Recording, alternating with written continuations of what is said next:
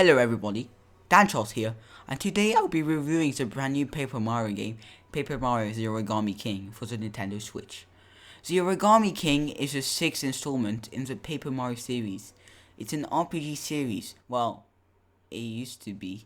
In the last two games, Sticker Star and Color Splash, Nintendo entirely removes the RPG system, their unique characters and partners, and changed drastically the combat system, which literally everyone hated, including me. But keep in mind, I still enjoyed Color Splash even if it had toads, and I mean lots and lots of toads. So the question is the Origami King a good Paper Mario game, or is it another terrible disappointed game like this one? Well, I'll be answering that in this video. Please remember that this review contains major spoilers. I repeat it, this review contains major spoilers. So if you haven't completed the game, I advise you to click off. So in 3, 2, 1.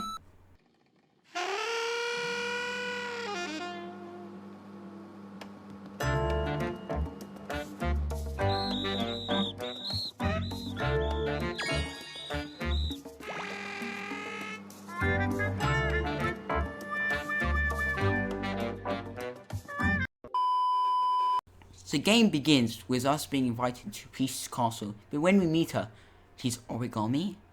She asks us some very disturbing questions, but then in the end she doesn't even care about our answers and makes us fall into the castle's dungeon. What the hell is happening was my first thought.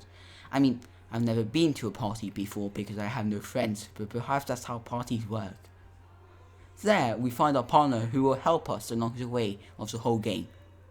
Olivia, who could only see darkness before we save her. Ha ha ha! Just like me. Except no one has saved me yet. After meeting her, we escape Peach's castle, who was actually conquered by Olivia's emo teenager king brother, Ollie. His plan is to refold the whole paper roll to origami. He wraps Peach's castle with 5 different color streamers and relocates the castle to the top of a volcano. It is Mario's quest to remove these 5 streamers, which are located all over the world, and save Princess Peach, who is stuck inside the castle, and defeat King Ollie. So yeah, that's pretty much the story. Until, at the end of the game, right before we fight King Ollie, we learn that he wants to kill all toads just because the toad who created him scribbled on him. Ollie got all mad wanting all toads to die because toads are literally the same. Which I don't know, but might be a hint at us complaining as the 2 last games as there are only toads as characters. Just a theory. As I was saying, Ollie got all mad wanting all toads to die because toads are literally the same. Ollie didn't read what the craftsman wrote, which was actually a good luck message. I guess the moral of the story was, don't judge a toad by its similarities of all the other toads. So yeah, the story is pretty basic. Not as good as Super Paper Mario's one. Besides, this game is actually really beautiful. The landscape and areas you visit are very well designed with lots of details, just like Color Splash, but even better. I can't go see the real world's landscape because I'm stuck in this basement, like I even forgot what trees look like. Thanks to these graphics and design, I now know that trees can instantly fully regrow with just 1 seed. So why are the internet people complaining of less trees on the planet while we just need seeds that can easily be found? Jesus, people these days. Not only are the graphics incredible, but also is the soundtrack. I mean, the main menu is already amazing. The escape music, the battle music, even the music in the background is actually from Sonic Generation. Haha, before it was actually from the Origami King. Haha, I bamboozled you. Haha, I am so funny. Haha, why aren't you laughing? Also, the elemental boss music. The music that plays in Toad Town each time you remove a streamer. The Origami Castle theme, and my personal favorite, Trouble Toads. Help! No!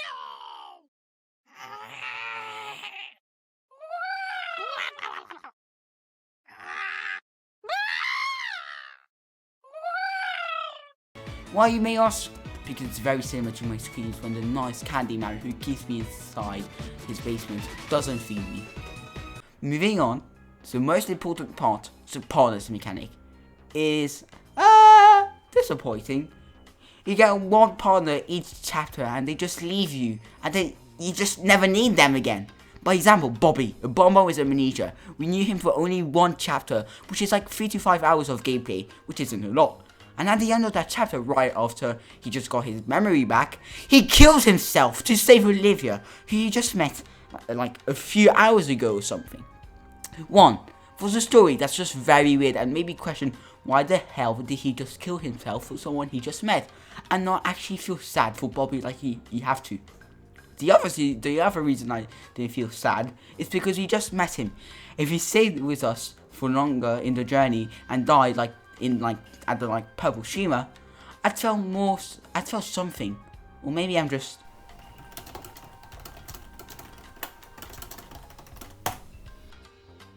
apathetic.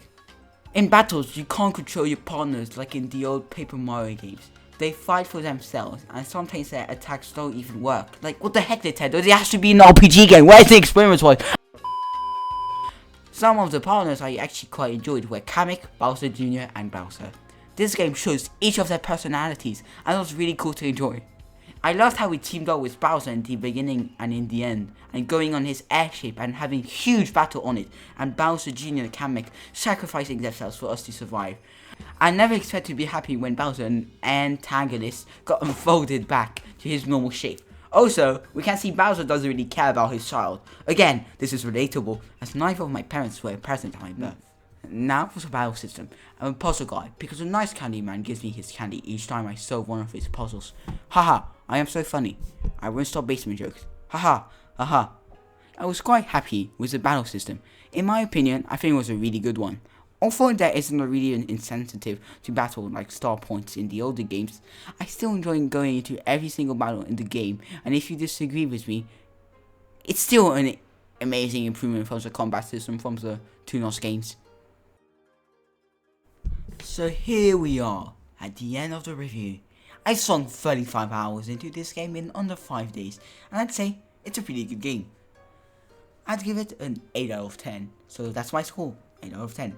It's better than the last two Paper Mario games, and even though it isn't as funny as REUPLOAD, which is something I loved from it, but it's still a good Paper Mario game, but still has some major flaws. Sadly, I don't think Nintendo will ever put back RPG gimmicks and unique characters again into the Paper Mario series after the new interview with the developer Tanabe.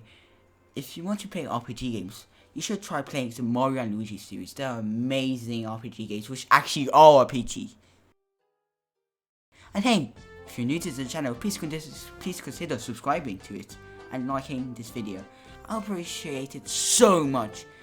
If you want to see more of me, there should be a video which you can watch on the screen. And if there isn't, just wait man, it might take forever to make another one.